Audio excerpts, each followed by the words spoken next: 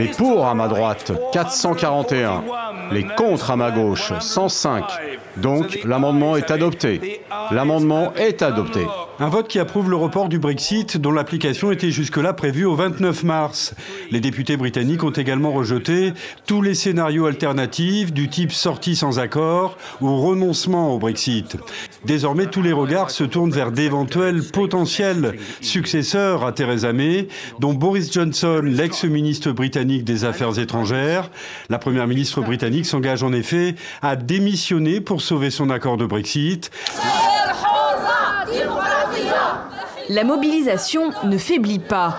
La proposition du chef de l'état-major de recourir à l'article 102 de la Constitution pour déclarer le président inapte arrive bien trop tard pour ces chercheurs qui manifestent devant la Grand Poste d'Alger. Abdelaziz Bouteflika est lâché par des fidèles, mais qu'importe, il ne s'agit pas de faire partir un homme, mais tout un régime. Une présence intrigante. Des avions aux couleurs de la Russie sur le tarmac de l'aéroport international de Caracas. À leur bord, 99 militaires et 35 tonnes de matériel. Inacceptable selon le chef de l'opposition vénézuélienne qui accuse la Russie d'ingérence. Le gouvernement du président Nicolás Maduro ne fait pas confiance à l'armée.